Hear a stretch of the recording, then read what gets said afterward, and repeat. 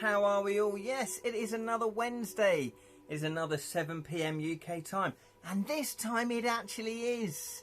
Miracles do happen. I'm actually on time. Yes, my name is Ken Boyter, but you might already know that because you've been watching the Edra Twitch channel over the last couple of months or even years. Hello, Lord Zods. Welcome, welcome, welcome. But you might not have done as well. You might have caught me on the Edra Tales YouTube channel, but more likely to have catch me if you can on the Bottled Imp YouTube channel, where we have fantasy goodness sprinkled all over the place. Fantasy board game reviews, fantasy book reviews, and fantasy film reviews as well. I knew there was 3 of them. Yes, we are here. This is Grapple Snook from the said Bottled Imp. There he is. There's his little face. And yes, we are going to be playing Portal of Chaos by Simon Tudhope and illustrated by Tom Knight. How are we all? Yes, we're just... People are shocked. People are shocked. It's all a bit early for them. They're not used to me being on time. And quite frankly, neither am I. I don't like it. Anyway, how are you, Zods? Everything all right in your world? Let's just get prepared. We've got a pencil, which is what we need. Have I got a sharper pencil? That's probably more important. Have I got a sharper pencil? Yes, that's slightly sharper. We also need some fighting fantasy dice. And we need, obviously, the timer of doom. Yes, getting prepared to do the stream in Nomad Games tomorrow. Oh, that's fantastic. That's great news. Is that a particular talisman game? Or is it just a random talisman game? Hello, Glenn. Evening, evening, evening. Hello, Lee Rin. Or I should say, good midnight to Lee Rin. For the launch of Talisman Alliance's digital... Oh, is that what's happening tomorrow? Oh, that was your big news. Fantastic. So is that going to be on the Nomad YouTube channel? Put in, if you've got a link, put it into the chat. That'd be great. The bathrobe boys are back in the bathroom, back in the toilet. It's the bathroom boys in the house. Oh yes, yeah, you're not in the toilet, you're in the house, of course. And Steve's here. Good evening. It's on Nomad Twitch. Fantastic. And that's happening tomorrow night. What time is that happening? And good evening, Julian. I know I'm on time. This is all a bit unusual, isn't it? It's all a bit unusual. So you haven't lost your mind. I am actually on time. For once. 1 p.m. Grand Theft Auto time. 1 p.m. UK time. Greenwich Mean Time. So if you are into Talisman and you are around at 1 p.m, check out the Nomad Twitch channel tomorrow, where you will see Glenn and Zods playing the Talisman Alliance's digital edition. I've not played the Talisman Alliance's. It's Talisman, but not as we know it. Yeah, it's co-op Talisman. Mwahahaha. That suggests that you're not going to be playing it cooperatively. We're playing some alliances and asking Nomad Games some questions. Yes, cool. Got to field them the questions. Technically, you mean BST. Yes, British Summertime. British Summertime. Thing is, though, a lot of people just have on their phones, like, an app.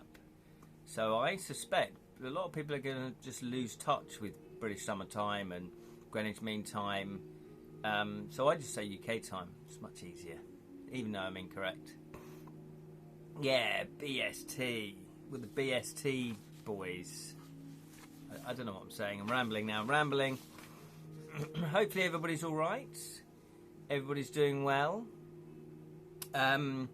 Just got a little bit of update. I don't know if people know this, but To Kill a Thief, yes, I do keep banging on about it. It's my very first game book that I have written. What I have written, I have finished the 20 illustrations. Here they are. You might be slightly confused. Here they are, double-sided. Yes, I did do lino cuts. And I have now finished all of them. Let me just show you. Oh yeah, flappy drawings, exactly. Hello Lee, welcome, welcome, welcome. I know I might have fooled you because I was actually on time tonight. I will admit, says Steve, that I'm only recently realised that GMT and British are not the same thing. Yes, they're not the same thing because obviously British summertime is only during the summertime, and then it goes to GMT. What does it go when it's not British summertime? Leah Inspector, not sure if I'm showing my 13-year-old niece. If showing my 13-year-old niece Highlander was the best idea. I'm already liking this text. Sure, it's tame, but by today's standards, but seems I've influenced my sense of humour on her. That's always a good thing, though, Lerin. As we laugh together at the Kurgan's hilariously sadistic joyride driving down the wrong side of the highway, singing New York, New York. But that is funny. That is funny to secure this to scare the heroine. Clancy Brown is a villainous treasure. Exactly. Gotta have a sense of humour when you're doing your villainy. And that's a close shave. Exactly. Yeah, you gotta, when you watch that film, you can't lose it. You've got to keep your head when you're watching it. Come on, where's Jam? Where's Jam? So, yes, I have finished all the illustrations. The next thing to do on my game book is to go through all the proofreading that Sally has started to do, and also Claire has very kindly done. She's finished all of hers. And also go through all the play testing that people have very kindly done that. Congrats, thank you very much, thank you. And so yeah, so once I manage to do all that, hello Jam, ahoy ahoy, then I can I can then typeset it. I do need to do my lino prints though. I do need to actually print these off. This is the one that I showed last time, I think, so I'll just show it again for those of you that haven't seen it. It is the blacksmith. I don't want to spoil too many of the illustrations though, so I think I've shown you 4 in total. So this is the blacksmith, so it's done out of lino. These are double-sided, so I'll just give you a little glimpse of the other side, but I don't want to give that away because I don't think I've shown that one yet. So it's been a really interesting thing to do these illustrations on lino cut, because I do feel as I've done more and more of them I have improved. The first ones are okay, you know, that I was happy with them, but then I really got into it and oh okay, there is more you can do. But yeah, so hopefully you'll be happy with the illustrations in the final book. And yeah, so I'm aiming, it's probably looking like I should get the book finished and everything ready and back from the printers within August. But then I've got all the other rewards to sort out as well. So I'm hoping to get things sent off late August. But it all just depends. So it might be even September, which is a bit of an overshot. But it's the first time I've done one, so I didn't really know how long it would take me. And considering this isn't my full-time job, then, you know, things obviously have gone on a little bit longer than I thought they would. Remember, he is a Spaniard. He's a Scottish-sounding Spaniard. Steve has put, I watched First Night the other day, and technically Richard Gere does a better English accent than Sean Connery. Well, Sean Connery is Scottish, so yes. David Tennant, when he played Doctor Who, he's Scottish, and he did a really good English accent. No, he's Russian. And Lambert's the Scot. Yeah, I thought Lambert was the Scot. Although, no, yes, was it in Hunt for Red October? Connery's meant to be Russian. Hearing the very Scottish Sean Connery call haggis his cultural signature delicacy, revolting, never stops being hilarious. I like haggis. I actually really like haggis. And I'm technically Scottish. All my relatives are born in Scotland. So that's why I'm an alcoholic. See how I segued that one in? Thatcher's Gold, Somerset cider. We're going to crack one of these bad boys open. 4.8% cider. Oh yes, just perfect for a balmy summer's evening. Let me know in the comments what you are drinking, even if it's a soft drink. Canadian doing a very bad Scots. Is Lambert Canadian? There we go. There we go. There's a bit of head on the cider. Don't give me that. Oh, you're gonna love this story. Zods is on the Pepsi Max. Lovely. Julian's just finished his last coffee of the day, and he'll be going on to heavier stuff. I thought Lambert was French. Yeah, oh yeah, that's true. Lambert. Julian's going to be cracking open the Kraken. Talking of that, where's Jonathan? Where's Jonathan? He'll just be watching in the background, just not doing any work, just slowly getting drunk. We know your game. We know your game. Oh, might add some Malibu. Cheeky. A Scotsman playing an Egyptian masquerading as a Spaniard meets a Frenchman playing a Scotsman. A box of white wine from Lidl. That's beautiful. That is classy. Christophe Lambert, France's mediocre. Oh, come on, he was all right. There it is. There's Jonathan. He does protest. He is doing some work, but then I'm drinking rum. He's also drinking rum, you see. Rumbled you of the Bailey. Rumbled you of the Baileys. Stroke rum. Fantastic. Well, welcome aboard, Jonathan. You're doing some good stuff. Is it Cthulhu stuff or is it top secret? It's top secret stuff. Off to grab a brew of the iron variety. Yes, good old Scottish. Or is it Spanish? No, Scottish drink there. Iron brew. I remember first tasting iron brew when I was a kid. We didn't have it in England, but I used to go and visit my relatives up in Scotland.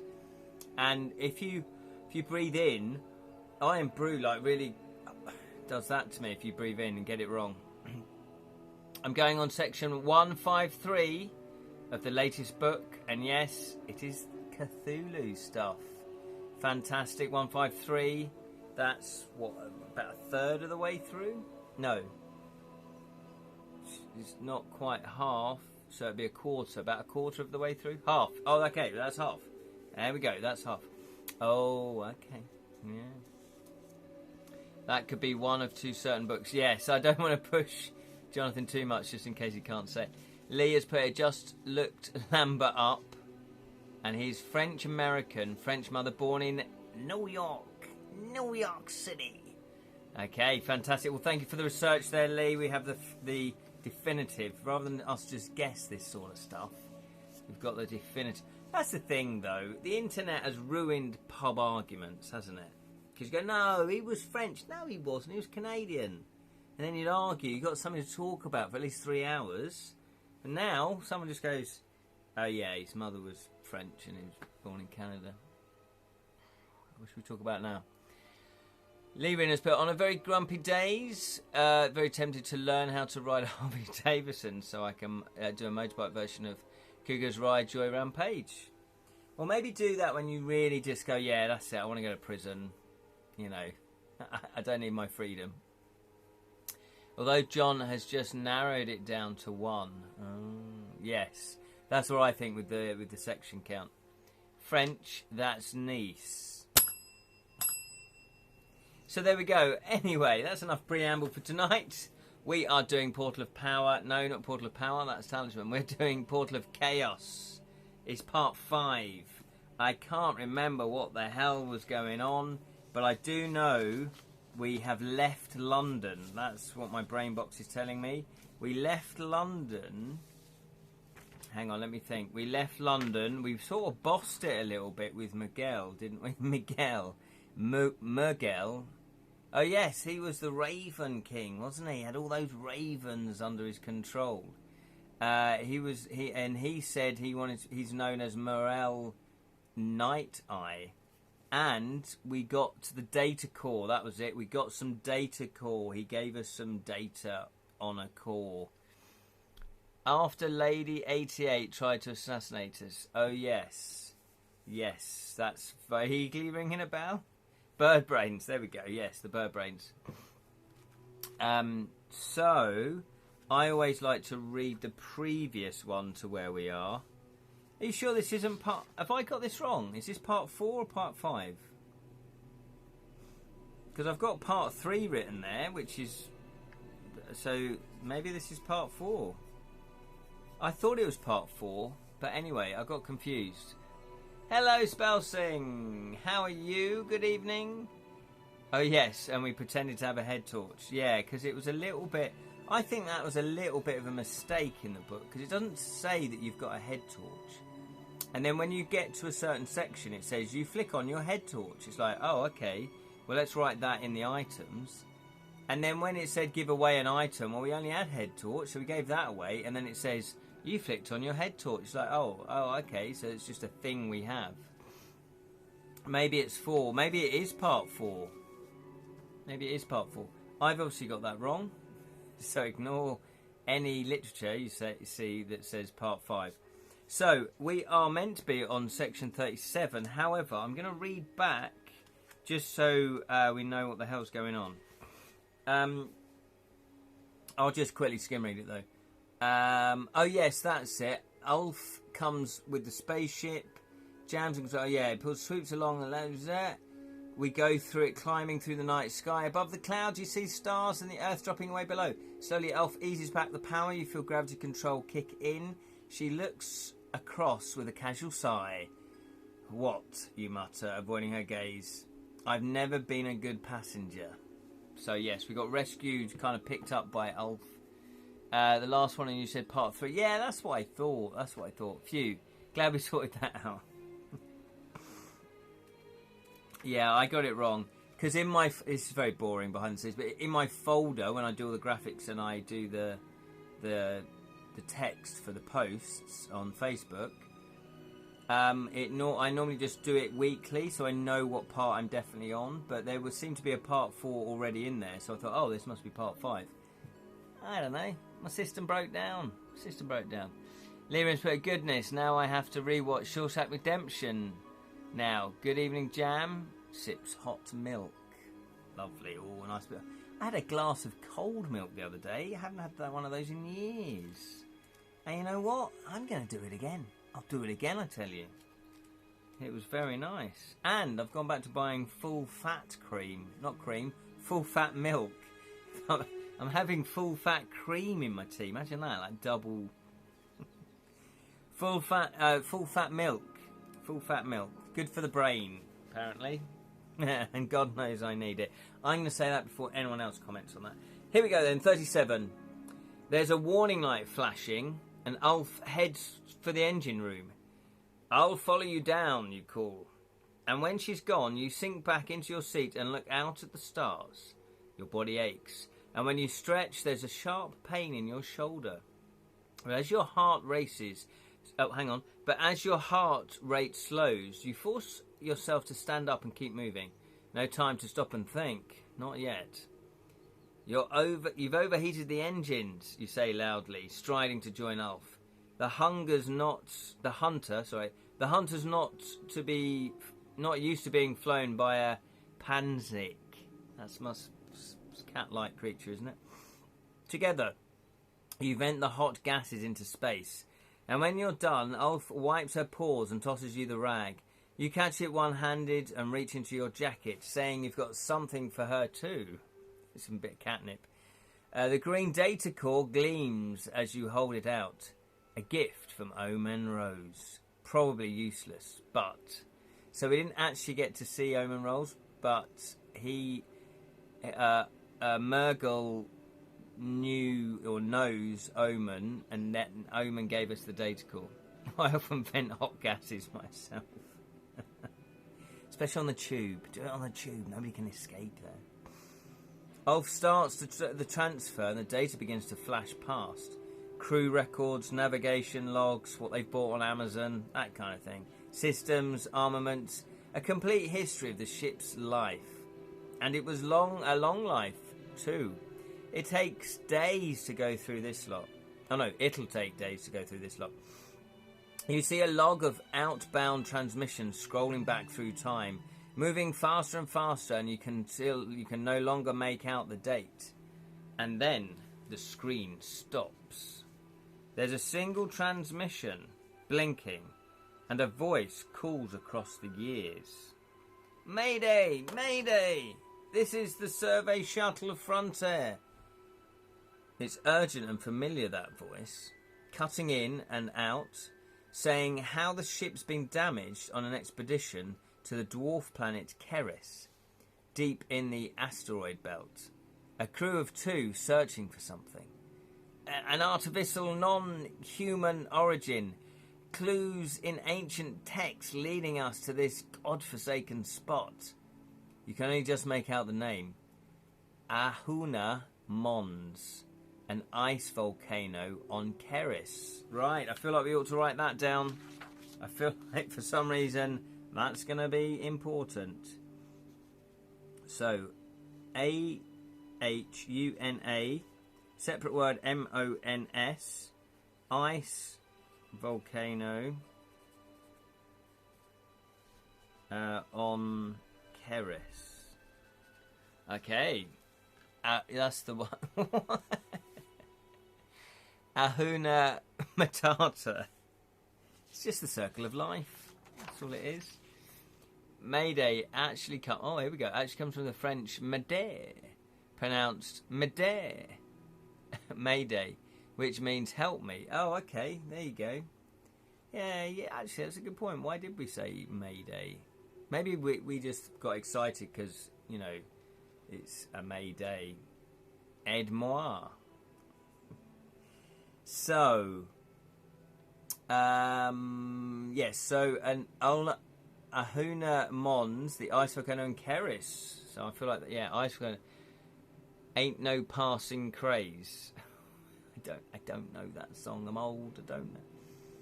I felt I felt the tremors, but he wanted to go on. I told him there was no artifact. We searched the whole crater, wasted years of research, but he wouldn't listen. Then an image appears on screen, and suddenly you know where you've heard that voice before. Her hair is plastered to her face, and her face is smeared with grime, but it's her all right. Veronica Dyer, reporting the death of her crewmate, Omen Roz. Her dark eyes stare at you across the void of time and space. Dr. Rose is buried beneath 1,000,000 tons of ice and rock. Him and his fairy tale both. The transmission cuts out, and in the silence that follows, you wonder what to do next. What? So, let's just get that a bit straight before we proceed. Veronica Dyer is the lady that's hired us to find out who, is it a planned assassination on her? Or are we meant to be assassinating someone? I can't remember. Anyway, and Omen Rose is who we were after for Veronica Dyer. However, we now know she clearly knows what happened to Omen Rose. We've not met Omen Rose, so we don't know if Omen Rose is alive or is actually dead. What's his name? Miguel of the Raven Bird Brains. He claims to have known Omen, or knows Omen, and said, yeah, he wanted me to pass you this data core. So is he still alive but doesn't want to be tracked down?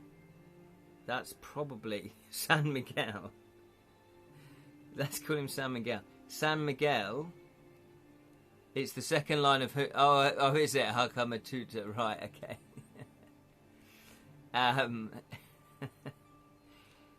Yeah, is he trying to get word out that he's been murdered? Am I going to go that far? Murdered by Veronica Dyer? Because that's what it's looking like. There's something suspicious going on here.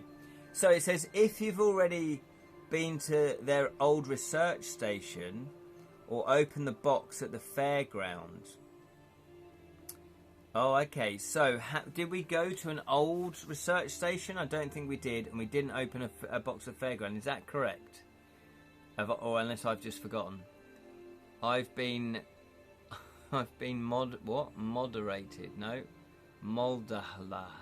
Mandabada. Manamana. So Lee says no. Okay, so yeah, I didn't think we had. Hopefully, I've just remembered there's a few more people that normally join us. Hopefully Martha's doing okay. Hopefully Snow Queen is doing okay. Who else normally joins us? Jam's here. Sally. Hopefully Sally's okay. But I know she is. Murdered in a text version of a New York accent. Oh, I see. I've been murdered. Oh, okay. There we go. Taggart reference. Yes. Scottish. There's been a murder. Okay, so we haven't been to either of those. So we are going to go. It says if you've done neither, turn to 181. Okay, 181. Ulf comes over to disconnect the data core, and finally you stir. There's something we're missing, you mutter. You stare at the blank screen. She's been so sure Veronica died when you asked if he was dead. Now you know why. But what was that artifact they were searching for? Oh, that's a good point. And why was Omen so obsessed by it? You follow Ulf back to the cockpit and wonder how San Miguel, came by the data core in the first place. Yeah, that's a good point. Who would want you to have it if not Omen Rose? With a sigh, you take your seat. You need more information. And Ulf's paws hovering over the navigation panel. So, if you have a fairground token, which we don't, we're going to have to go 221. 221. You dirty rat. That would be Das Banach Meder. Is he French? Let's not go down that whole thing again. I've got a lovely antique to show you. Lovejoy, etc. Yeah. Well, lovely. Talking of Lovejoy, I've ordered the 5th book in the Lovejoy series, and they are actually billed as a murder mystery book series. The TV show, they dropped the murder mystery bit. It was sort of mystery and it was hijinks, but no. And also, Lovejoy is considered a picturesque novel series. And I looked this up, but a picturesque novel is, well, Jonathan probably knows this. I'm going to say, or maybe Jan might know this as well. Where you have, the central character is a roguish Morse, is all Oxford, yes. Well, yeah, so a picturesque novel is a genre of novel that focuses, the lead character is a lovable rogue, or a likeable rogue at the very least. So you kind of, a little bit more than a cheeky chappy, but sort of his morals are a little bit dubious, or her morals are a little bit dubious. And I hadn't realised until I started looking into Lovejoy that was, I'm pretty sure we didn't study any of that sort of thing when I did my English literature degree. But I didn't know that was an actual genre of novel, which leads me to suspect I might want to start writing that. I like the concept. Rakish. A rakish hero. Sort of, it's not quite an anti-hero, but you sort of let their immorality, you can't say that word, slide a little bit. If they are proper murder mysteries, then I might give them a try. That's a very good question. They are murder mysteries, but not necessarily in your Agatha Christie style or a traditional murder mystery. But they are good. They are good. However, I will give you the heads up. He does actually do some dubious stuff. So far more than he does on the TV show. So if you like the TV show, they're distinctly different. So I'm reading them as though they're period pieces set in the 70s, just so I can sort of go, oh yeah, times were different, you know, because they were written in the 70s. They came out, I think the first one came out in 1977. But they are enjoyable. They are good. And the one I've just ordered is the Vatican Rip. The Vatican Rip. Okay, here we go then. 221. No, we have to go to 221. 221. You think back to the other leads Dyer gave you. If you decide to visit the research station where Omen and Veronica used to work, so you can do that. Or you can decide to find the interplanetary fairground to speak to Omen's sister. So what would you like to do? That's your first decision of the evening. Would you like to visit the research station? Type station or research. Or would you like to go to find the interplanetary fairground? Type fairground to speak to Omen's sister. What would you like to do? He is a little bit, yeah, anti-hero is maybe a bit too strong. He sort of falls between hero and anti-hero. But he's not afraid to sort of bend the law and break the law if he feels the ends justifies the means, okay? And he is very much out for himself. Although he does kind of help people, but it's normally at an angle to try and help him. But he's what they call a divvy. And so he knows a genuine antique when he sees it. It's instinct, it's intuition. He has what he calls this bell that just rings inside him. So he's actually quite a valuable person in the antiques trade. So he does introduce you to other characters within the antiques trade that he mixes with. So they are enjoyable. I'm just trying to think what other characters he would be like. But he's sort, I guess in D&D terms, he's like if you're playing a sort of neutral rogue, where because they're neutral, they go, well, this time I'm going to stick to the law, but this time I don't mind just sort of breaking the law a little bit. So here we go then. Station. He's a little bit wee. He's a geezer. Larry, you ain't seen him, right? He's not quite a geezer. But he is working class. I have a fairground attraction that would be perfect. Spanish originally. I can't see what link that is because it's in purple. Sherlock Holmes also broke the law when necessary. Yes. Although I would say Sherlock Holmes has more morality. He certainly has more morality. Definitely. He's a bit Arthur Daly-esque. Yeah. That's maybe getting closer to what he's actually like in the books. A bit more Arthur Daly. Station, find out where they were looking for. Okay, so we have station. I think Julian wants fairground. But it's 2 for station and 1 for fairground. So we're going to go to the station to, what was that? To find the research station to find where Omar and Veronica used to work.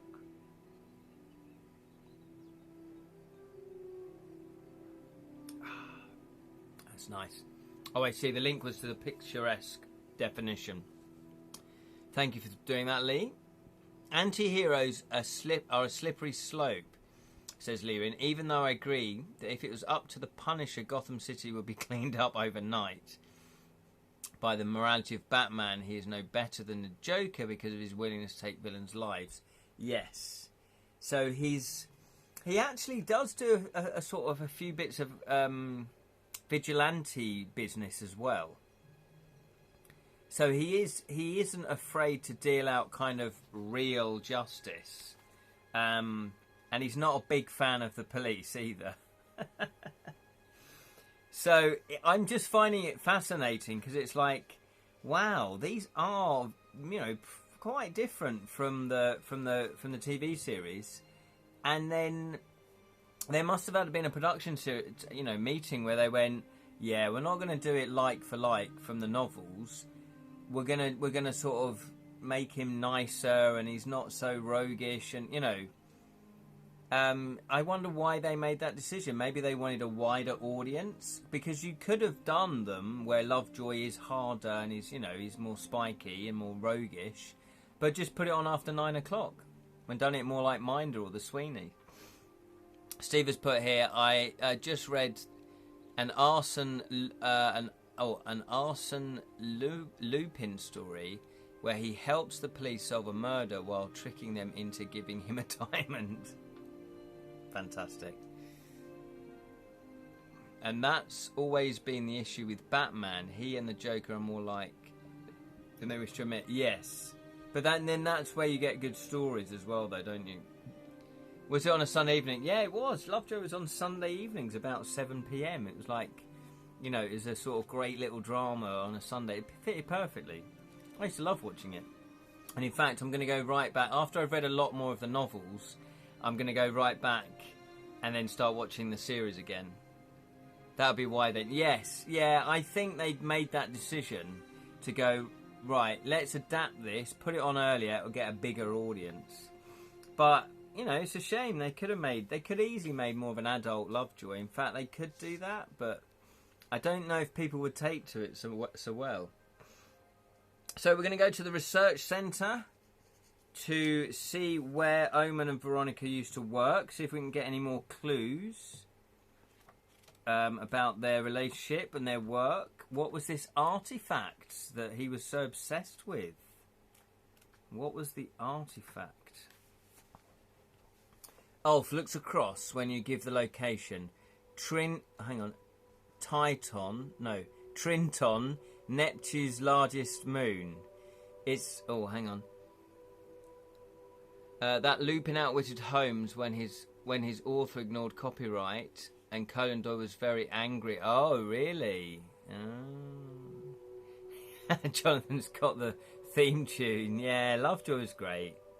An adult version of Lovejoy, isn't that just a choice? Hey, there it is. It's the Kama Sutra.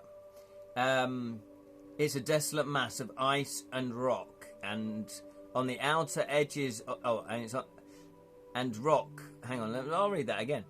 It's a desolate mass of ice and rock on the outer edges of the solar system, uninhibited on every map. On every map except one. On her great glass table, Veronica Dye showed you the bearings for a small, crescent-shaped valley. The place you'll find here doesn't exist. She tapped the glass with polished nail. Do I make myself clear? That's no moon. One neck snap and the Joker would not have lived to kill so many innocents, and yet Batman refused to do the right, or rather pragmatic and logical thing. Yeah. Well, it's like, I remember the Genesis of the Daleks. I'm pretty sure that's what the story was called. The Tom Baker story, Fourth Doctor. And he could wipe out the Daleks from their beginning, before they go on to murder everything. And he's got a dilemma. It's like, do I have the right to commit genocide? Am I just as bad as them if I do this? It's a tricky thing. It's nuanced. So, Veronica Dye definitely doesn't want us to go to a crescent-shaped valley. You fire the thrusters as Ulf plots a course for the nearest space gate. The force presses you back in your seat. The stars wheel overhead. What are you going to find out there in the dark? Dyer told you what they've been doing, the scientists at the station, searching for an alien being who made contact with an ancient peoples of Earth. She smiled when she saw your face. Yes, their research has been long and fruitless. But look, this is what interests me. And she showed you messages from the station, messages that became increasingly strange. The last one simply read, "Analysis complete, Omen Rose." Lost in thought, you bring the hunter around to the right, heading and switch to autopilot. The stars now are bright and steady, and you tell Ulf you're going to get some rest. Your cabin is at the back of the ship, and on the way you remember Veronica's stare. You've asked who you knew about the station, why the authorities hadn't investigated, and her dark eyes were unblinking. Because they're not aware of the problem, Coda. When we intercepted those messages, I decided the situation might require a little tact.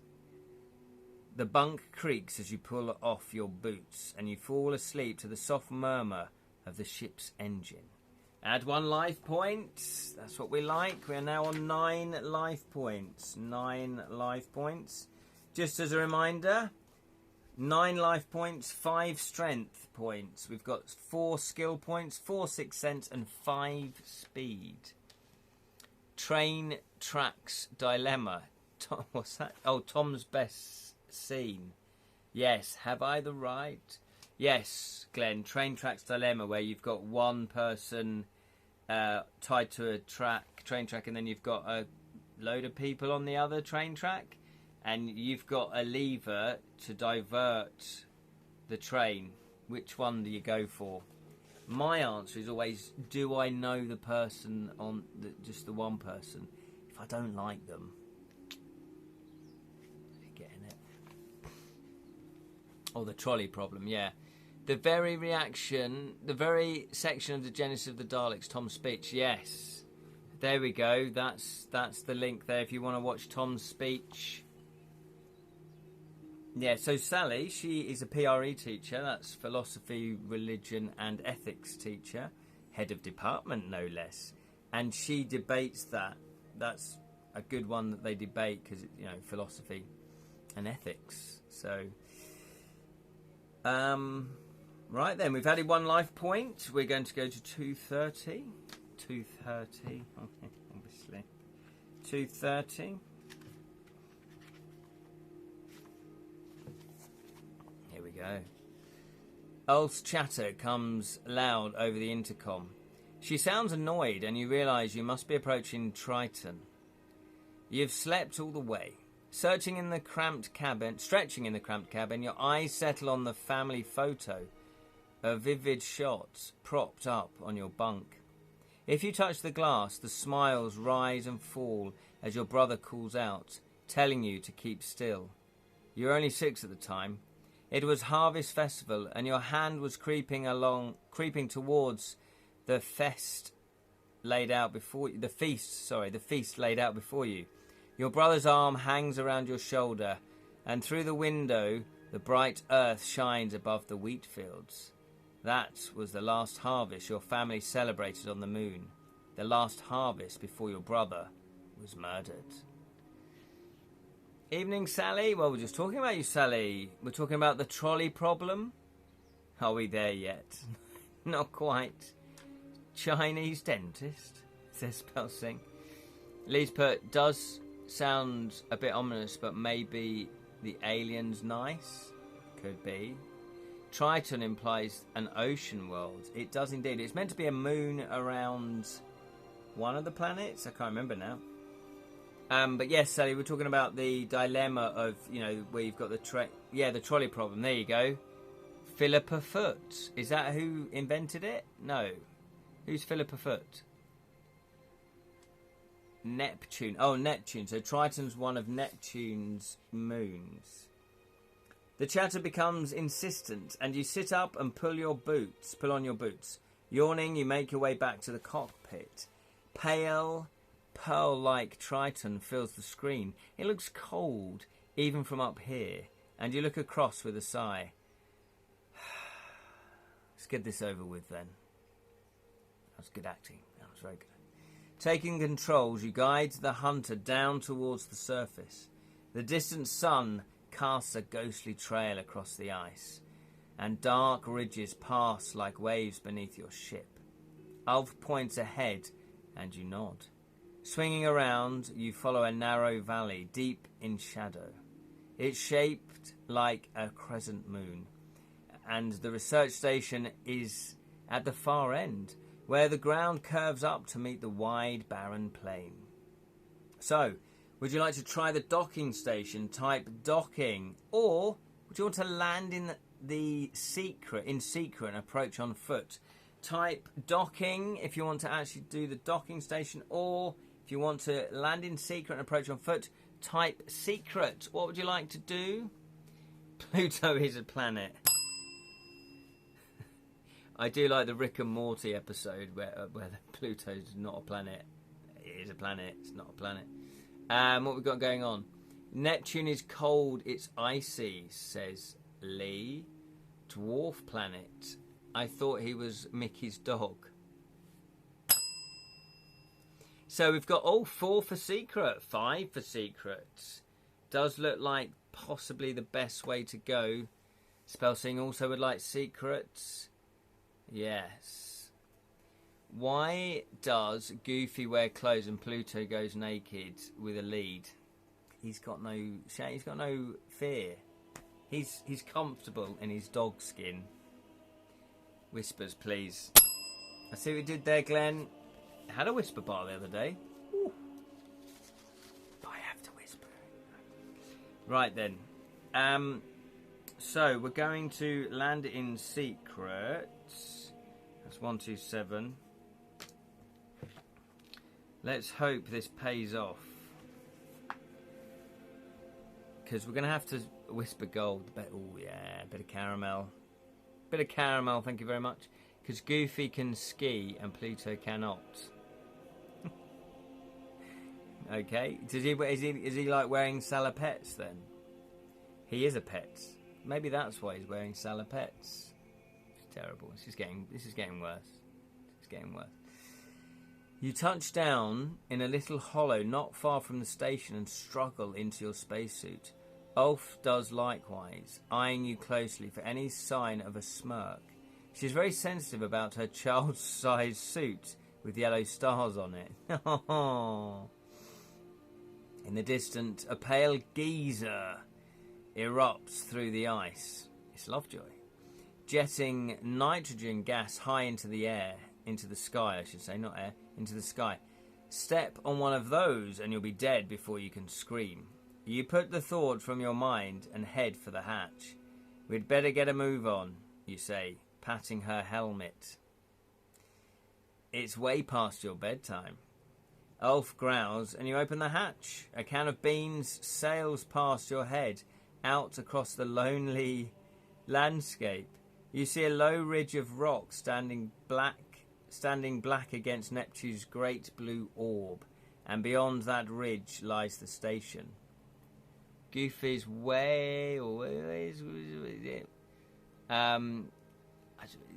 see, Ulfin wears clothes. Yeah, Ulf wears clothes. 100%. See my above comment. What? I love Goofy yodel. Oh, I see. I can't really remember the Goofy yodel.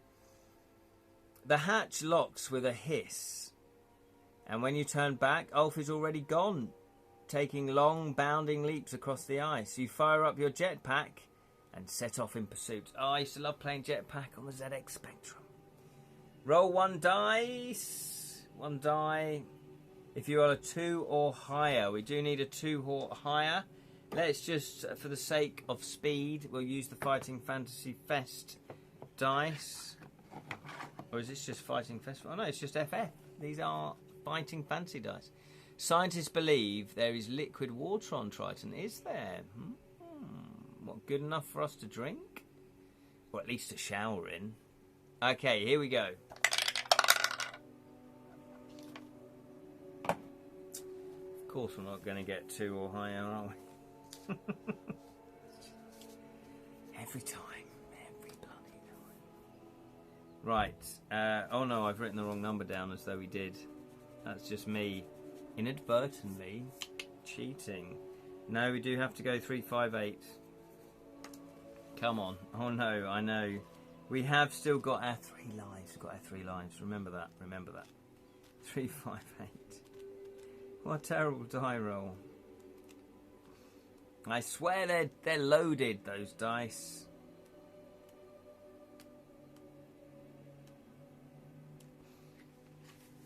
You've almost caught up with her. No, you've almost caught up with her, yes, when a tremor rises from the deep below and splits the ice under your feet. You try and leap, but there's no time, and the geyser rips the helmet from your head and freezes the cry in your throat. Far below, Ulf watches your lifeless body spinning into space. No one can hear you cry in space because it's frozen. We died. We died. No way, yeah. Yes, way. A head torch, maybe. Quickly. Get a head torch working. Europe. Attempt no landing there. Jetpack spelled without the K. I know. It's great. It was great. Jetpack was amazing. Well, 1 coin inserted later. We did roll a 3 after all, yes. Absolutely, Lee Rin. You know the score. This is not your first rodeo, is it? Okay, so I have rubbed off one of the lives. So it does also mean we reset the stats. Although we keep the good stats. We don't go down to the original stats. We just... we just get the life points back.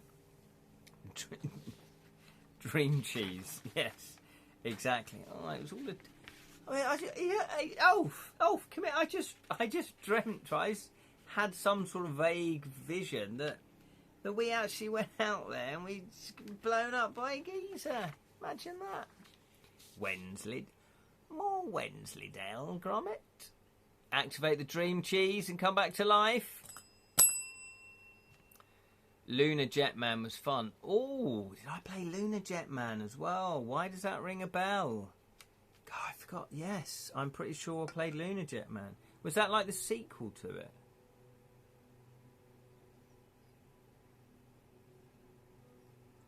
Oh, Steve's put, I played League of Thieves using the 3 lives rule. Yeah. It's not a bad system, actually, just doing a house rule of 3 lives. Because, obviously, if you just cheat all the time, you're obviously going to do it, aren't you? And it might take you longer, but you go back. Which maybe is what you want. However, that seems a bit easy for me, because you can just always change. Whereas if you have the 3 lives... and you finish on the lives, that's the end of our live show. We then move on to the next game book. However, if you wanted to play the same game book, I would then start right back from the beginning. I'd go, right, let me make some different decisions now. And I'd go back and do it differently, but again with 3 lives and your base stats again. So any levelling up you did, I'd go no. Any objects I found, no. You'd lose all of those. So you just go back right to the beginning. Because that seemed a bit more of a challenge, doesn't it? Monty on the run. Fantastic. Monty on the run. That dastardly rooster feathers McCraw mess with our jetpack, Gromit. Yeah. Oh, feathers. Okay, so we are 1 life down. However, we have, as everybody has said, had some Wensleydale. And we're back in business. So I'm just going to put that we died. You died. So we're going to go to 44 instead. 44. Yay, we rolled a 3. Lee, no one understood what you were meant. You were meant to do in Frankie Goes to Hollywood. Oh, I didn't. Just relax. Is that what you're meant to do? You just go, oh. Was there an actual video game or is that a joke? Was there a video game in Frankie Goes to Hollywood? Automania. Oh, I vaguely remember that. Pajamas. Oh my god, everyone's a Wally. I loved playing the Wally games. Yeah, everyone's a Wally. Manic Miner, yeah, Jet Set Willy, fantastic. I also used to play, well, talking of games you never knew what you had to do with, Spy vs Spy. Did anyone play Spy vs Spy? No idea what we're supposed to be doing, apart from setting traps and just blowing each other up. No idea of the actual content of how you win the game. A temporary lack of life points situation. We tried to play it on off the cuff. It was very bad. What was that? What? Relax. Frankie Goes to Hollywood. Oh, Horace Goes Skiing. Horace Goes Skiing was great. That was one of the first video Spectrum games I had. Because my mum and dad, very kindly, one Christmas, I think I was about 8, got me the ZX Spectrum, but with 6 games pack. It was 6 games pack, of which Horace Goes Skiing was 1. I still have no idea how to play Spy vs Spy. I know. Although we'd play for hours, we had no idea what we meant to be doing, ultimately. However, if you watch the YouTube channel Rose Tinted Spectrum, he does a review of Spy vs Spy, and he tells you what you're meant to be doing. So, very briefly, we'll have a little break because we died. So, very briefly, you're a spy, it's split screen, They're a spy. Black spy, white spy. You are, unless Jonathan knows, I was really excited to get Nightmare. Oh, hang on. Oh, yeah, let's go for that. But I couldn't get past the second room. There was no internet, so I couldn't find out. So that was a waste of a tenner. Oh, no. I didn't even know there was a Nightmare. Well, I'm going to have to get that, because you can get PC emulators. I'm going to get that on the PC then. Old school games had no instructions to prevent spoilers. No, they had sort of instructions, kind of. Some were better than others. But then, if you were a kid, did you really read what you were meant to be doing? Treguard was the goat. Warning team. Oh, hang on, what's going on? Oh yeah, oh no, so that's Treguard, isn't it? Warning team. Stranglers game. FGTH. Oh, I don't know what that stands for. Shakin' Stevens? There was a Shakin' Stevens game? What are you talking about? Thompson Twins game? They weren't big enough to have a game. Chris Sphere's game and Rockstar Ate My Hamster. What the hell are you talking about? River Raid is still an absolute banger on the C64 and Atari. I never played River Raid. Oh, nasty. Nightmare Underworld and Sable. Oh, sorry. I thought you meant, yeah, Traeger. Yes, love Nightmare. Underworld I also played, and Sable. Love those series of games. They were really unique. They were brilliant. Jonathan's, but text adventures were annoying. You had to precise word of it. Wouldn't let you push. Yeah, it was. Head north. Can't go north. Or don't understand. Please head north. Don't understand. I'm heading north. Don't understand. I'd like to head north. You head north. Well, that's the whole John Robinson thing, isn't it, with his stage show. School Days, again, had no idea really what we're meant to be doing with School Days, but I used to play that for hours. I did it, and in fact, I played it recently. I played it this year because I knew what to do. I found out what to do. I did a series of DVDs. Oh, Glenn's play. I did a series of DVDs with all the episodes of Nightmare, with start menus and extra content. Oh, Glenn, that is beautiful. Last Ninja. I don't remember Last Ninja. Thompson Twins, aren't they from Tintin? Oh, yes, of course. But they are, but there was a band called the Thompson Twins. 3 Weeks in Paradise was fun. Oh, I don't think I played that, but my favourite game was Magic Night Games. Oh, my God, is that what they were called? I was trying to think of that. Whether it was a side-on view, or am I thinking of Ghosts and Goblins? And it was a little knight visor, and he had a little sword. Am I thinking of Ghosts and Goblins? Because that was brilliant. Look at us. How old are we all? So I do apologise for anyone that didn't play ZX Spectrum or old school games. Wait, time passes. Thorin appears. Oh, you did mean the TV Nightmare. I'd forgotten Nightmare also. Oh, is that what they called? The Magic Night game. Oh, okay. I didn't realise that was what they called. So you meant the TV room, of course, to get through the second room, but then there is rooms in those. Oh, I see. I didn't even know there was a TV version. Oh, I might have to get that then. Shadowgate. Look what we've unearthed. All these games. Shadowgate on the Mac has some Death Trap Dungeon vibes. Golden Axe. Used to play that as well. Nice one, Jam. Never got to play Nightmare videotape board game. Going to have to check it on video YouTube later. Yeah, absolutely. Leeds put the original French they called Dupont. It's anything that's a common name. Okay, what was that then? I obviously missed your previous comment. Space Harrier. I didn't play that. I think I know what one you mean. Finders Keepers. God, that was a great name. Spellbound. Yes. Did I play Nighttime like that? I'm not sure. Stormbringer. That was it. Oh, Attic Attack. I finished Attic Attack. I think that was the only ZX Spectrum game I ever finished. My guilty pleasures was Saber 2. Oh, I didn't buy that. And Thanatos. Don't remember that one. Atmosphere. Yes, we played Atmosphere on video game. Yeah. Leisure Suit Larry. Oh, I remember that, but I didn't play it. Attic Attack, completed it, mate. Yes, Bosh. Thompson Twins. But what was I going to say? There was a game I was going to talk about. Oh yes, Spy versus Spy. Used to play that for hours. We didn't really know how to win it, but we just liked blowing each other up.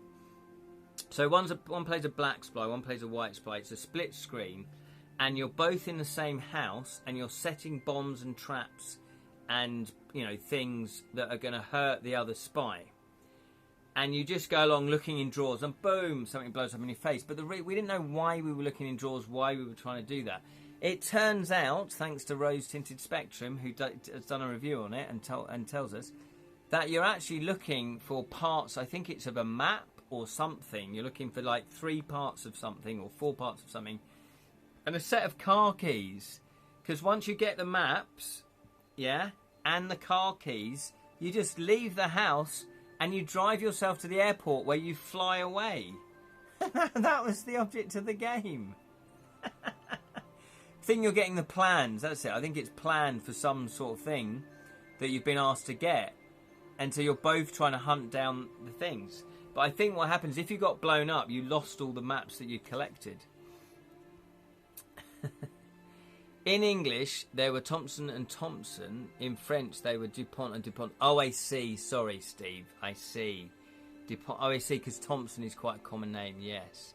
Rampage. Oh, my God, I used to love Rampage. Just smashing up the buildings.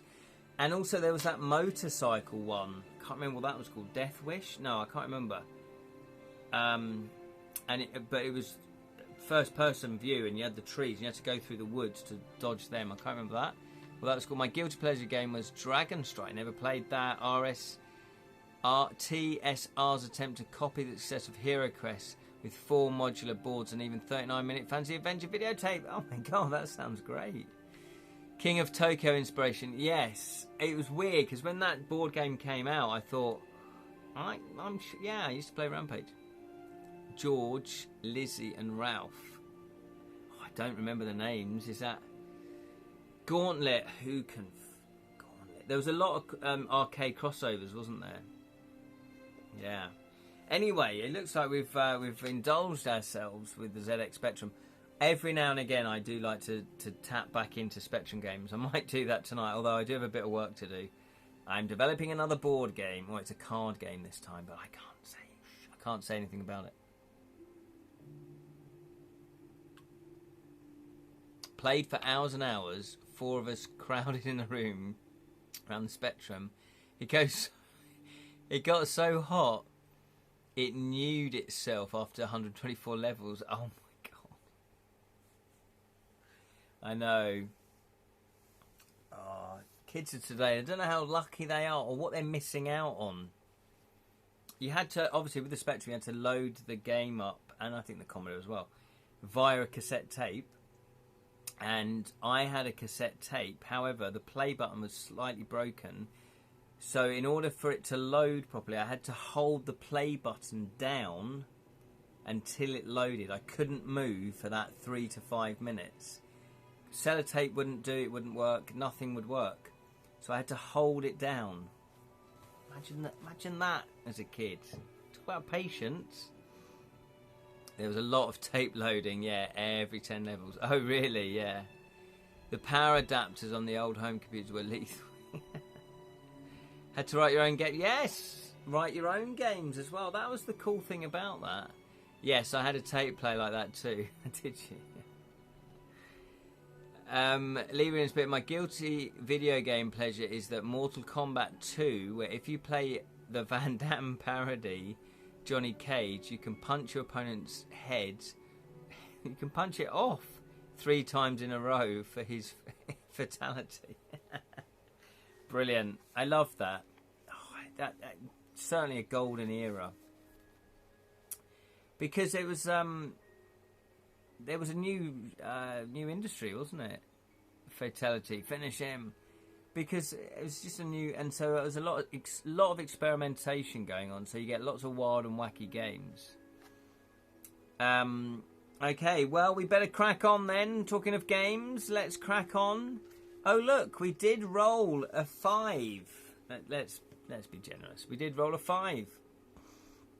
You've almost caught her when you feel a deep tremor, and away to your right, nowhere near us, a geyser of freezing gas hisses up through the ice. Imagine if an idiot got caught in that. A little further over and you'd have been frozen solid. You shiver. Ulf has reached the ridge line and you hurry up to join her. She's lying on her belly looking at the station below. It's a huddle of low buildings connected by long curving walkways. Steam rises from a gravity generator and the telescope dish slowly turns. She points to a service hatch on top of a walkway running close to the ridge. It's a quick scramble down and a dash across open ground, and you study the route carefully before giving the thumbs up. Get off my lawn, spews the geese. Just to your left there's a narrow crevice, and Ulf lowers herself nimbly down, using the walls on either side to slow her descent. Now it's your turn. If you have strength level of 4 or higher, we have got 5. That is good news. 200. Oh, the good old Daley Thompson's decathlon. No, can't talk about it. Shh. We're doing the game book. Doing the game book. I'm just trying to think. Would it be cool to try and do a ZX Spectrum type text adventure game nowadays? Would that work? Would people like that? Like a new adventure? Like turn To Kill a Thief into, you know, like a block, like Minecraft graphics adventure? Would that work? Oh, Julian's put, I did try it. Broke my joystick. Did you? Oh, we didn't use the joystick. Because doing the keys was much faster. Although I did rub off the keys on those 2 ones. Strength 5, so we can rip the guard's arms off like Jax from MK2. What's that? Milton Keynes 2? No. Mortal Kombat. There we go. Wedging yourself between the dark walls of ice, you let your arms bear most of the weight as you slip and slide down the treacherous slope, with your dignity more or less intact. Oh, look at us. Look at us. No problems. Athletic. 245. 245. We've only come, in the 4 parts that we've done this now, we've only come across 1 illustration. Haven't we? There's 10 of them. Did you try then to do a text-based sort of adventure game? How did it go? I've not heard of it, so maybe you didn't. We tried The Hobbit on stream. It was slow going, and chat got bored quite quickly. Oh, I see what you mean. Yes, so you tried to live stream it. No, sorry, I didn't quite mean live streaming, but yeah, it's a good experiment though. I meant actually just create a video game from my game book, where you play it. You know, you just download it and you play it. Not far now. The walkway stretches away on either side, and you see there's a ladder up on the roof. Side by side, you bound across and climb the grimy ice-encrusted rungs. The hatch on the top is stiff, but together you pull it open and drop into the airlock below. Add 1 upgrade point. Yes, 1 upgrade point. There were FF adaptations on the C64 at least. Yes, that's true. And also, though, more recently, they have done Fighting Fantasy, haven't they? Oh, hell, yes, I'd get that. Just ask Tin Man Games. Yeah, that's what I'm saying. That's it, Julian. Yeah, Tin Man Games, yeah. First game books I ever read did the reverse. Being an interplanetary spy was all about stealing the game... What? Selling the game book as... like a text video game. Oh, I see. First game books I ever read did the reverse. Being an interplanetary spy was all about selling the game. Oh, I see. Yes. So they were saying, you enjoy text-based adventure video games? Well, now it's in a book form. Oh, yes. Leaving with his 6 cents has guessed what I'm going to be asking for now. We have an upgrade point. Interplanetary Spy is the best old school. Oh, I've not played that. It's a good spell thing. It seems like you've played that. So, yes, vote for what you'd like. We're on Strength 5, Skill 4, 6 Sense 4, Speed 5. Julian always wants a bit of strength. So we've got a split decision so far. Liam would like Sixth Sense, Julian Strength, Steve Speed. What would you like now? Vote, vote, vote.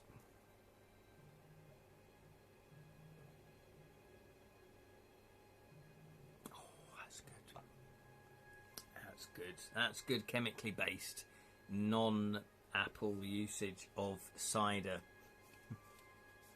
Do they even put any apples in this sort of stuff now?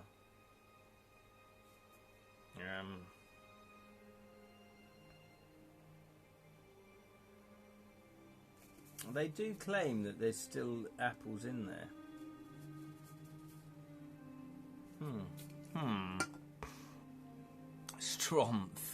Strength. Oh, Lord Sods also would like strength and all illustrations, no decisions. Great narrative though. Oh, what was that for? Sorry, I forgot. Oh, Interplanetary Spy. I'll change to one of the fours, Sixth Sense. Oh, Julian. Gimme. So, Glenn's gone Strength. Zods has gone Strength. We've got 2 for Sixth Sense. 1 for Speed. So, Sixth Sense. Strength. Sixth Sense and Strength are tied at 2 apiece. Kurgan will probably have Strength of 10, being able to knock down a castle with his sword and all. Yeah. So, what are we deciding? Anyone else wanting to vote, or are we going to let the die decide? We'll let the talisman decide. So, 1, 2, or 3 is Sixth Sense. 4, 5, or 6 is going to be Strength. Here we go then. It is a 6. No, it's not. It's a 1. I'm confused now with that new talisman dice. It is a 1. So what did I say? Sixth Sense. Did I? Or Strength? I can't remember what I said. Did I say Strength? And Lee's put... I did a theatre show which was a lockdown text adventure with Zoom, as we couldn't do it in person. Oh, that sounds fantastic. Was it enjoyable? 6, you say? No, I didn't, Glenn. It's bloody in my head now. The 5th edition of Talisman has put doubt in my head. But I can't remember if I said Strength was 1, 2, or 3, or Sixth Sense was 1, 2, or 3. I think I said Sixth Sense, didn't I? Yes. So I'm going to go... We're going Sixth Sense. Can't be bothered to wait for you to say anything. Okay, we're on 5. Hurrah for Sixth Sense. I see dead people. Exactly. 5. So the stats on the scores, George Dawes, are we have 12 life points, 5 strength, 4 skill, 5 Sixth Sense, and 5 speed. So we're kind of powering up equally, which is pretty cool. I quite like to do that because you never know. You never know with these. You never know. Julian's put in nice. My son did The Tempest. Oh, wow. Over Zoom with his Little Shakespeare Dream Group. Sadly, the last thing they did. Oh, that's a shame. Yeah, we did do a rehearsed reading, actually. It was pretty cool. So I've written a play called Dreading the Boards for Christmas. And it's a 3-hander. And it's based on my experience of doing a Christmas show, of acting in a Christmas show. 5 Sixth Sense, or 5 Sixth Sense. Exactly. I think you know what I mean. So yeah, I wrote it based on my experiences doing a Christmas show. It wasn't quite a panto, but it had that sort of vibe to it. And it was, it was good. We were playing. It was a 20-minute show though, because it was part of like a Christmas winter wonderland for kids. And so every 20 minutes, it was a 20-minute show, so sort of every 25 minutes we had a whole new set of kids come in. There's about 400 to 500 kids, and it was popular, so it was good, it was nice. But I tell you what though, it was just, I remember, so I played an elf, I played the elf, and then when Tim was on, he had a couple of days off or whatever, because we were on a rota, I would then step up and play Santa.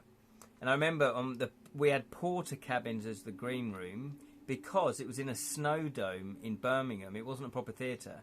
But it kind of was. They did, you know, rake seating and that, but it was under the actual ski slopes. So it's a big space, but the loading bay, they just bolted on some porter cabins. And I remember sitting there in our break one time, going to Tim, saying, Tim's in his Santa costume, I'm in my elf costume. I'm going, Tim, yeah, you know when you graduated from drama school, you know, and he's like in his 50s now, and I said, did you ever think, you know, when you're in your 50s, you'd be playing Santa in a snow dome? So, you know, and a lot of funny things happened off stage. So I wrote them all down and I've turned them into a play. And then because of, you know, Zoom and lockdown and all of that, we put 3 plays by 3 different playwrights on, sort of in conjunction with the local theatre. And that was quite cool. We had actors. I didn't act in my one. I thought, no, I'm gonna let other people act. So it was quite good because it rehearsed reading, and also it was good because when you hear actors say your words, you know, I was making notes, going, yeah, I can chop that bit out. I can reduce it in length. So it was good. It was good. It's behind you. Oh no, it's not. Are we talking about a spider? Kids ruin everything. Well, that's kind of the joke, sort of, that runs through the show. That it's actually about 2 brothers who once had their glory day. You know, they were actually pretty successful, sort of on the little and large sort of fame. So good amount of fame, but considered a bit naff. But this show is them on their declining years. So they've gone down here, you know, down the billing. They're not getting as glamorous gigs anymore. They're not really playing theatres. And so it's how they're coping with that as individuals and as a double act.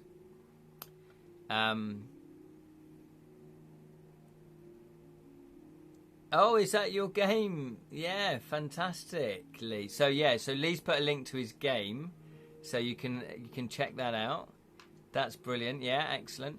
Lyrian's put the one ghost I saw walking by a Melbourne antique store back in 1994 was a sad old lady, bit back the superstition and waved at her, and I still remember her smiling back at me. She was lonely and just wanted someone to know. So wow, you saw a ghost. That's amazing. Wow. Yeah, well, she might have been not wanting to cross over. I don't know. That's quite amazing. Okay, so again we got distracted. Right, 357. No. Oh yeah, add 1 upgrade point. That's why we got distracted. Add 1 upgrade point. 357. Yeah, so I'm still now looking to put on that stage show. So I'm kind of in talks with the theatre just to see if they can give me some advice, basically. Yeah, so exciting. A red light pulses as the chamber fills with air, and when it turns blue, you climb out of your suit. Ulf opens a locker, and the suit inside falls to the floor. She picks it up and grunts. The material has long tears, like it's been slashed. You try another locker, and the suit in there is the same. The helmet's visor smashed. The last locker is empty, except for a dirty rag at the back. You reach in and toss it away, telling Ulf she can stash her suit in here. Wait, the rag is wrapped around something, a small leather-bound book. It's filled with writing, a rushed and messy scrawl. You hold it up under the light. Someone's journal. The entries start off neat and uninteresting, complaining about the food in the canteen and reminiscing about ZX Spectrum games, and the conditions on the station, about missing family and friends, and the video feed not working. But slowly the tone changes. Loneliness turns to isolation, and something more. Paranoia. Requests for leave turned down again. We're at a vital moment, and no one can be spared. Sometimes I think we're being deliberately cut off.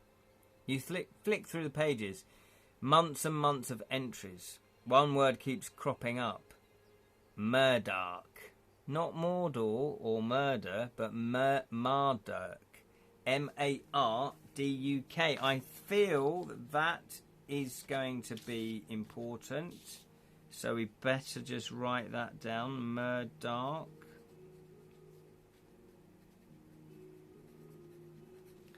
Okay. The search for Marduk. The alien being that Dyer mentioned. Oh, okay. So, Murdoch. Alien being. I'm going to put mentioned as well, just so we know the connection. When asked what they would have been if they hadn't been comedians, Eric Morecambe said, Mike and Bernie Winter. There we go. Yeah, it's that kind of thing. Morecambe Wise, top tier. Mike and Bernie Winter's next level down. Little and Large, probably below that. Cannon and Ball, I love Cannon and Ball, but Cannon and Ball, Hale and Pace, probably put into that category as well. You know, so they're sort of like, you know, the Crankies. Okay, so we're just reading the diary. And the writing is getting harder to read. Regis confined to sickbay, some kind of breakdown. Dolan said he was trying to shut down Pal. Pal is in capitals. They found him raving in the control room. Pal is the system's AI, is the station's AI system, in charge of everything from life supports to analysis data. The final entries are hard to follow, but the creeping panic is clear. Something's happened. Anton Deck. Anton Deck way, way, way low down. Much lower down. No.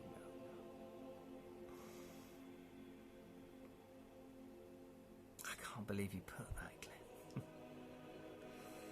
Something's happened. You get words and snatches almost intelligible. Dolan's gone. Went out for a walk and never came back. Pal never stops. Park volunteered. Said his name would live forever. Life signs are stable. Pal never stops. Someone slashed the suits. No escape. Pal never stops. They sing about Murdoch. Pal never stops. And I'm next. Remember me. PJ and Duncan. Get out of here. Do I have to ban you from the chat? Chuckle Brothers? No. Chuckle, I mean, they were good, but... So he was trying to shut off the life support. Sounds like it, Lee. Sounds like it. Silly me. Silly you.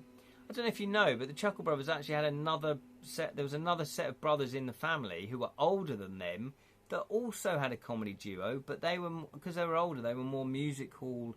vaudeville style. There you go. Check them out. The Bathroom Boys. Bathroom Boys. Right, okay. Yeah. Bathroom Boys are in the Eric Morecambe and Wise level. Can he see? No, PJ. Oh yeah, of course, I do remember that. Right, what the hell were we doing? Someone tries... What? Hang on, I've lost my place.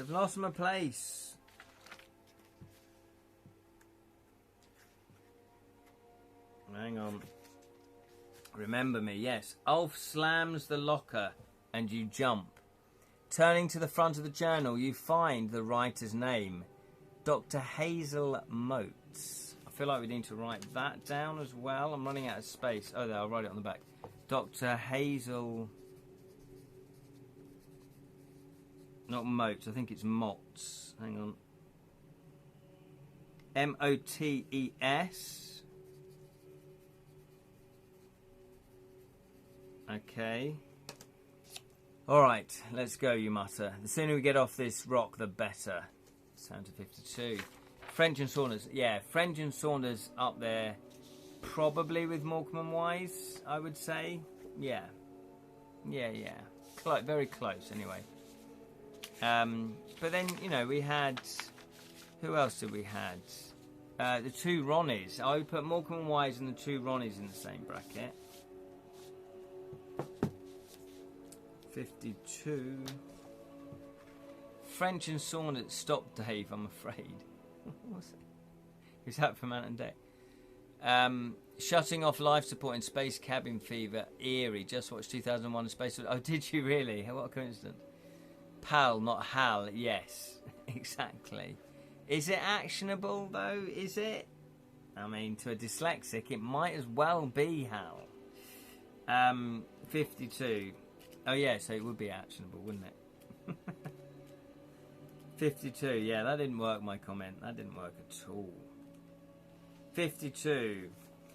You look left and right down the corridor. Hang on. You look left and right down the long corridor. Hang on. You look left and right down the long walkway. There are dark shadows and dim pools of light. And the air is so cold you can see your breath. Ulf points to a console on the wall behind you. And you load up Jet Set Willie. No. With a warning flashing red. Life support systems only. So that's why it's so cold, you whisper. Where's the power gone? Ulf stands on tiptoe to get a better look at the console. Her paws dart across the screen, working through menus and sub-menus until she brings up a map of the station. All sections are dark except one small room near the reactor. She whistles through her teeth. The power's not gone. It's just been redirected to PAL's control room. You look at the huge levels flowing into it. All that power, you mutter. She's got the power. She nods, and your fingers drum against your holster. Whatever's going on, that's where the party is. Hang on, I'll do that better. That was a rubbish delivery. Whatever's going on, that's where the party is. Come on. There are two ways to reach the control room. So, do you want to go left via the medical bay, or do you want to go right via the research lab? You decide. What would you like to do? Left via the medical bay or right via the research lab? Are we in the dungeon yet? Yes, Glenn, yes. Yes, we are. Just take a seat. We'll be with you in a minute.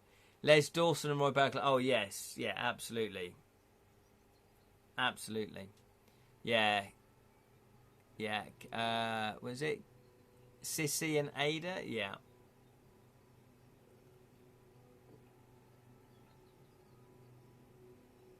Left by medical. We've got one for medical. Steve would like to go to research. Left is right, Glenn. You're always trying to confuse me. And it's working. So, I'm going to take that as a left vote. So, 2 for the left. 1 for the right. Are we out of the dungeon yet? Are you working together, you two? Seriously. Medical bay first to pick up some healing first, then dangers of the lab. Okay, medical. We are on 12 life points, although we might find some medipacks or something. Don't go to the search. That's where the xenomorph is. Underrated comedy duo Armstrong Miller. Yeah, I agree with you there, Steve. Good shout. Yeah. They came on telly when I was more out and about, lad about town, Jack around town. So I didn't see a lot of theirs, but the ones I did watch, I did thought they were funny. And also Webber Mitchell, they were pretty good. Again, I was out and about, but yeah, we still do the intro dance in this house. So what have we got then? So left by the medical, research, left, that's 2 for left. Medical for Lirin, don't go to research, says Julian. So it does look, oh, and you want to go right, so I think there's only 2 for right. Yeah, which is the research. So 3, Richard Pryor, Gene Wilder. Yeah, good comedy duo. However, it wasn't like that was their act, was it? They did it in 1 or 2 films. So I'm going to kind of disqualify them from, because I mean, the dreading the reason why we're talking about this, dreading the boards for Christmas. the brothers are called Gross. That's their surname. So it's the Brothers Gross was their double act. So Mitchell and Webb, first couple of series were Ace, Angel Summoner, and BMX Boys. Oh, I see. Yeah, I don't remember the finer details. I actually got into Peep Show, so I sort of really only know them from then. Although they did do another series fairly recently, like 2016, 17. And I think it was 2 series, maybe 3, maybe 2 series. It was just called Back. And it was sort of like Peep Show, but not quite like Peep Show. Yeah. Are we the bad guys? Okay, so we are going to go to the medical bay. Well, we're going to go that way round to the control room.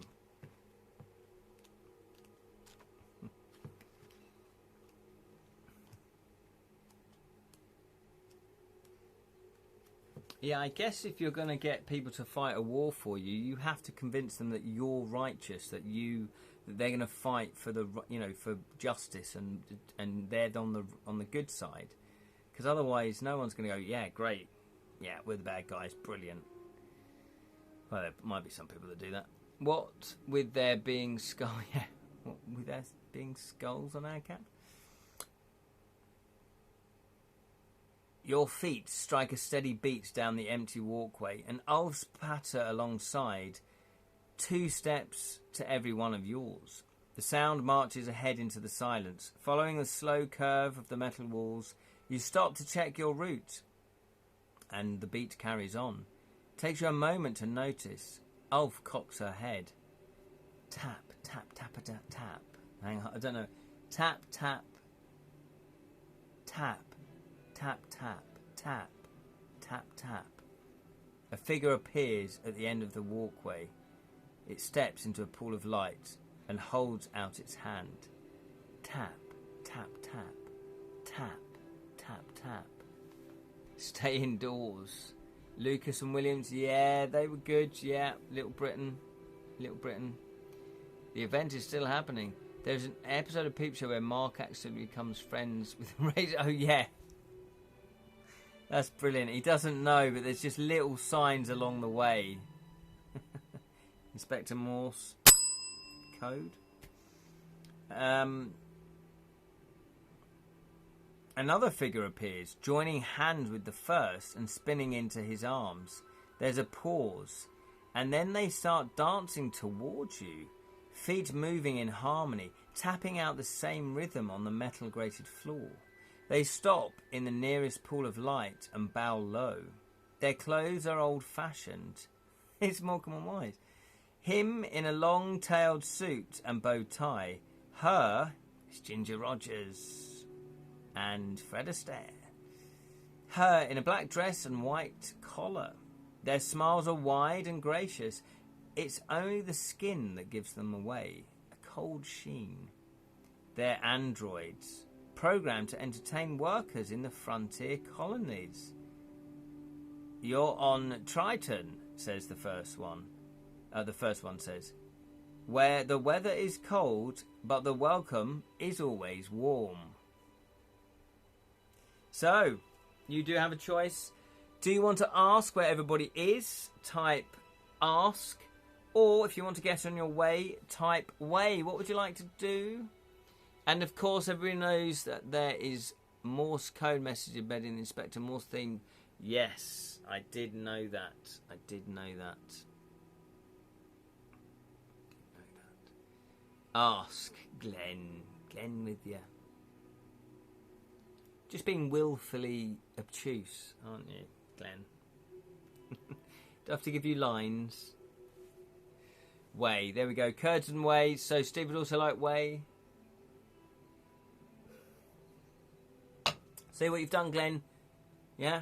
You've just encouraged Julian now. Proper safer. What's going on now? You're rebelling. You started something. Yes, Glenn, it was you. You're the bad apple. Normally people just type away exactly what I asked them to type. And now, all sorts of answers. How am I going to... So, it looks like way is the way. Oh, I see. Lee has sort of changed his mind by saying, yeah, we better get on our way. Okay, so we're going to get on our way instead, which is 318.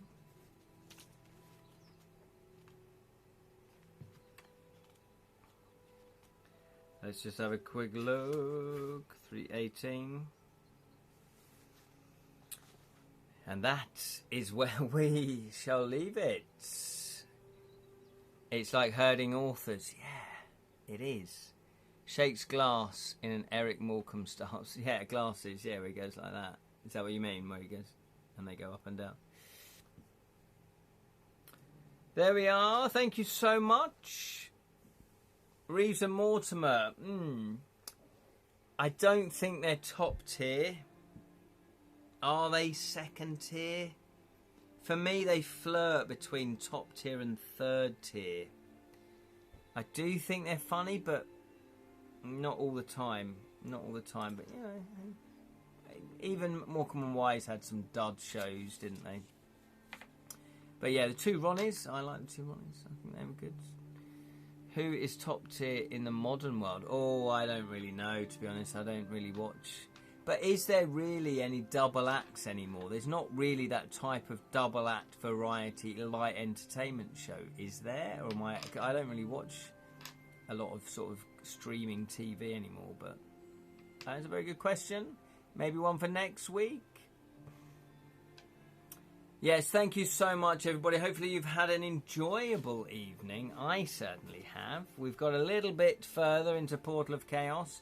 We did die, unfortunately. However, we have revealed that Veronica Dyer is possibly keeping a murderous, or at least a neglectful secret.